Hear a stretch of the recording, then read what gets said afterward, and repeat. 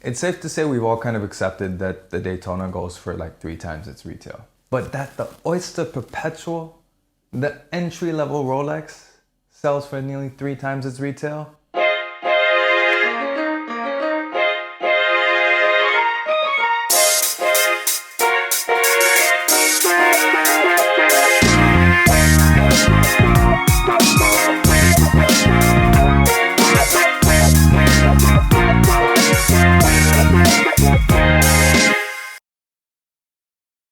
Hi everyone and welcome to Shah Lusso, and yes, today we are talking about why the Rolex Oyster Perpetual is so expensive. Now, to give a bit of context as to what I mean by so expensive, the Rolex 124-300, the 41mm Oyster Perpetual, retails in all of its variants for $6,150 US. And this is for a 3-hander automatic, no complications, not even a date. However, on the pre-owned market, depending on which dial you get, it can be anywhere from as low as about $9,300 US for a black dial version, all the way up to $65,000 if you're looking at the Tiffany blue version. So how did this happen? Well, most times I would normally start with sort of the technical specifications, a little bit of history about the watch, talk about the things that, apart from the hype, that contribute to a watch having an inflated price. But the thing is that this has a lot of very specific elements to it that I think form part of the hype around this specific model. So I'm going to start with the hype first. Now, the first part of it is that notion that the rising tide lifts all boats. We're already very well conditioned to think that steel sports watches from Rolex will sell over retail. It's nothing that new. Even models like the Yachtmaster 40 or the Milgauss, for example, are now starting to sell for over retail. So it's not too surprising that in 2020, when Rolex released the new Oyster Perpetual line, that it also started selling over retail. However, one thing that sets the new generation Oyster Perpetuals apart compared to something like the Pepsi GMT on the Jubilee bracelet is that it was released at what is now seeming like the peak of Rolex hype. I mean, in 2018, we were still only a couple years into this notion of Rolex hype. And what I mean by that is I normally look at 2016 as the inflection point. That's when the ceramic Daytona was released. That's when things really started going crazy. They'd been going up for a few models here and there, but things really kicked into overdrive. So chronologically, I normally look at 2016 as sort of the jump off point from that. But that was 4 years before this model was released, and it was released in late 2020, that too. Middle of the pandemic, the market had already sort of corrected in terms of a little dip after, and then started shooting up as people had money that they hadn't spent on vacations or all sorts of other things because they were stuck inside. So what does this all mean? It means that the Oyster Perpetual was uniquely positioned in terms of the timing of its release to cash in on that Rolex hype train. But more important than that, in my view, is the release of these themselves. There was already a lot of interest because there was a new Submariner coming. The timing itself, it had been delayed from being released in around sort of March, April to being released in September, something very new and unique for Rolex at least. They released a ton of colors that, in modern times at least, they never ever did.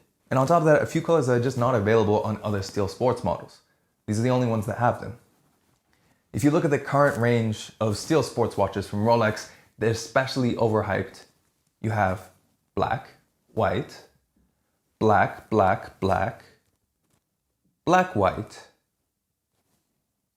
Noticing a pattern here. Whereas when it comes to the blue, well, yeah, you can get that on the Yachtmaster 40, but you have to pay the platinum tax on that bezel. Same thing with silver. Green, there's not a Hulk anymore. Red, you won't find it on anything else. Yellow, won't find it on anything else. And Tiffany blue, you won't find that on anything else either. I mean, the platinum watches are kind of close with that ice blue, but it's not the same. And on top of that, Rolex introduced this Tiffany blue color to instant hype. They set that trend. The 5711 Tiffany blue may have sold for 6.5 million US at auction, but it wasn't the one to start the trend. And if 2022 is a year in which we see more and more Tiffany blues, we have this Oyster Perpetual to thank. So what really sets the Oyster Perpetual apart was the fact that it was released in 7 different colors that aren't available on any of its other corresponding steel sports models. And all 7 of those colors are available at today's sponsor, Chronext. At Chronext, you can find all 7 color variations in 41. You can also find them in 36. You can also take a look at pre-owned and vintage Oyster Perpetuals, all of which will come with a 24-month warranty, and you can pick those up in any of the 11 locations that Chronext has across Europe or have them shipped to you as well. And since today we're talking about some pretty expensive watches, Chronext has also given me a discount code to pass on to you so you can get a discount on your next purchase. So you'll find the links in the description below to Chronext's website as well as their range of Oyster Perpetuals. Make sure you put in that discount code so you can get a little bit off of your next purchase. So now that we've talked about the hype about the Oyster Perpetual, let's talk about some of the other elements that maybe aren't as hype related, but definitely contribute to why it's so expensive. I mean, physically, you're looking at a 41mm watch, 12mm thick, 100m water resistance. It does have an upgraded movement, 70-hour power reserve, chronology escapement, as well as the Parachrom Bleu hairspring. And that updated hairspring means it does have more anti-magnetic properties, which are more and more important in day-to-day life. But more than just that, this watch isn't just the sum of its parts, because when you look at it, yes, it is not the most exciting watch in the world, even in its craziest color. But one thing you cannot deny is that there's nothing particularly wrong with this design. You know, it's very difficult to find a fault to it. It's just a three-hander. There's not that many details and flourishes, but it's perfectly balanced, has everything you need. It's easy to read. It'll go for any occasion. You get a 21mm strap and now you have a dress watch. Keep it on the bracelet, you can go to the beach and then go straight to the office without having to change your watch. It is essentially a watch no one can find much wrong with. So by the inverse, it's a watch that kind of in some way appeals to everyone. And when you consider the fact that Rolex isn't just a watch brand, they're a brand, a luxury brand that too. They're one that has crossed that threshold from the watch world to just the general public. And when you combine that sort of brand recognition with the notion that it's a model that at least is still perceived as accessible, even with its more inflated prices, it means there's more people to want it. So when it comes to Rolex prices, people always talk about supply and demand. Supply has nothing to do with it because Rolex makes millions of these watches per year. But demand is the key thing that's driving it up. And when you have something that appeals to more people, that there are more people who have the means to get it, the reason why there's not as much competition on precious metal day dates, for example, compared to the Oyster Perpetual. It's because there's more people who can shell out $10,000, $15,000, $20,000 before you get to the retail price of a day date. So that means there's more people to just drive that price up because there's more people that want it and that can get it. Is how it becomes a seller's market. It's not to do with the supply. It's just the fact there's so many people who want one. Sellers don't have to bend over backwards to get their prices. It's the same reason why some of these crack-infused vendors are selling their Oyster Perpetuals for $100,000. Or better said, that's why they're putting them up there. They're seeing what sticks.